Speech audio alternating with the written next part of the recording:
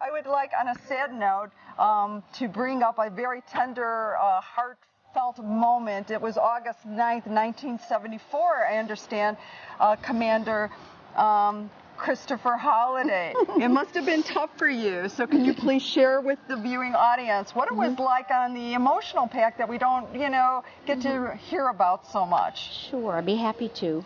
As a member of the East Wing staff, we just knew we were just loyal until the end, and we didn't want to believe that anything negative was really going to happen. So it was even more of a shock because we thought that he would weather his crisis. But in fact, on the evening of August 8th, Colonel Brennan, who was his Marine Corps aide, called me to tell me to be prepared for the early morning ceremony that President Nixon would be resigning. And the reason that he was called is because President Nixon wanted him to go with him. How special was that? So, so we gathered in the East Room, and the Nixons were on a little bitty stage, and everybody was in tears. It was so heart-wrenchingly sad. And Mrs. Nixon's eyes were all puffy. I mean, I'm sure she was crying all night long, and she just looked unspeakably sad, as did Tricia and Julie. And it was very brief. The president spoke, a very emotional speech, and then they left. They were guided off the stage by Colonel Brennan, and they went through a small receiving line from the door of the White House to the South Lawn. I like to call it not a receiving line, but a leaving line, with President and Mrs. Ford and other dignitaries. And they walked through the receiving line, and they got on the helicopter, and Nixon gave his final wave, and off they flew to San Clemente and into exile.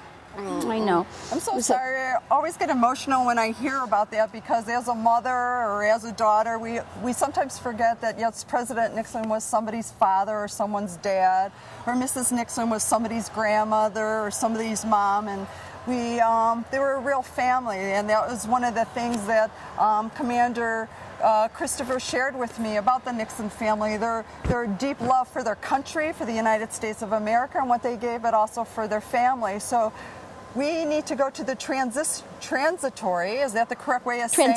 Transition time, which I wasn't really aware of, where there was a time period that was allowed for the commander to go to the Western White House, or the Casa Pacifica, if you will. It's a place in San Clemente that President and Mrs. Nixon had a private residence. And your job was pretty interesting. A lot of people don't know about this. So here, for the first time at Richard Nixon's Presidential Library and Museum, you will get to hear firsthand what it was like for the transition time period for our first family.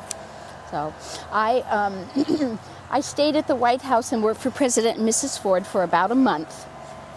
And then I got a call, and the transition staff was headed by Colonel Brennan. He was chief of staff. And then there was Ron Ziegler and Diane Sawyer and Frank Gannon. Those were the few of the early staff members. And they were so exceedingly busy that they decided and determined that Mrs. Nixon needed a dedicated staff member. So I was asked to come, and I very happily agreed, although it was an incredibly sad and emotional time. But I went there, and when I got there, there was an entire room in the Western White House that was full of overflowing stacks of mail and gifts. It was all an outpouring of love and support and sorrow. And so my first task was to organize this mail. And so a lot of my job was dealing with the mail, and Mrs. Nixon, even in that difficult time, insisted on writing a thank you letter to every single person that had sent her a gift. And so I would write the thank you letters, I would type them, and I couldn't get them out of the typewriter fast enough. In the end, there were over 1 million pieces of mail processed in that 6-month time. Wow, 1 million people. 1 million pieces of mail and gifts and contributions and money. Money would fall out of the envelopes. Anyway, so I couldn't do it all myself. So I organized a group of volunteers from the local community, the local retirement community actually, and they came every day and they sorted the mail for me. And then I would write letters that I thought were important and send them, take them over to La Casa Pacifica.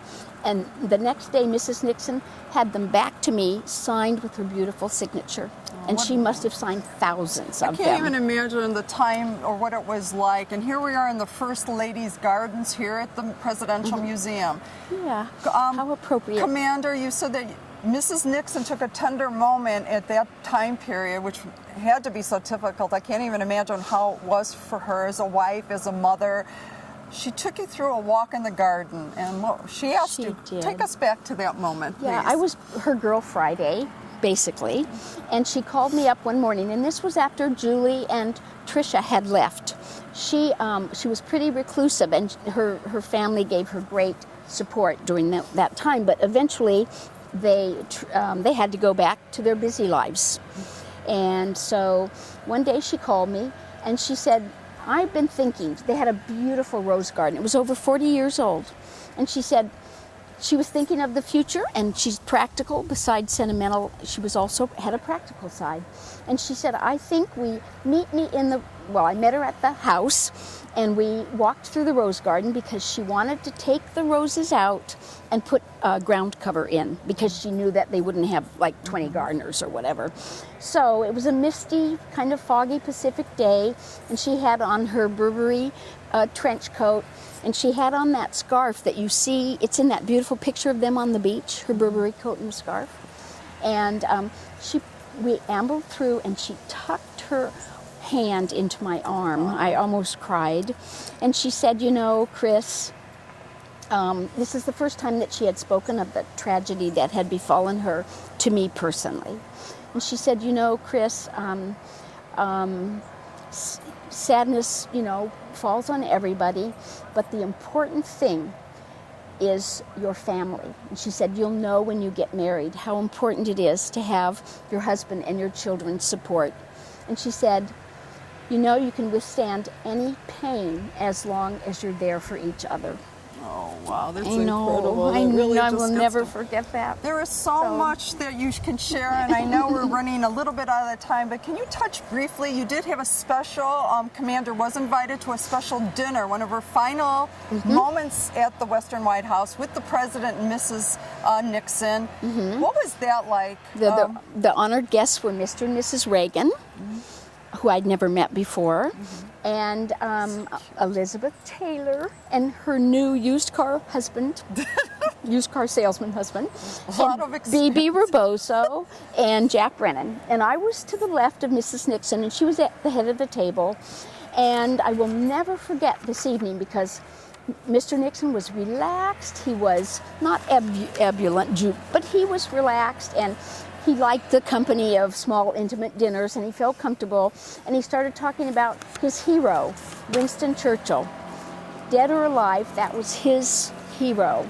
And I thought, oh, I'm never going to forget this moment, which I haven't. And then Mrs. Nixon,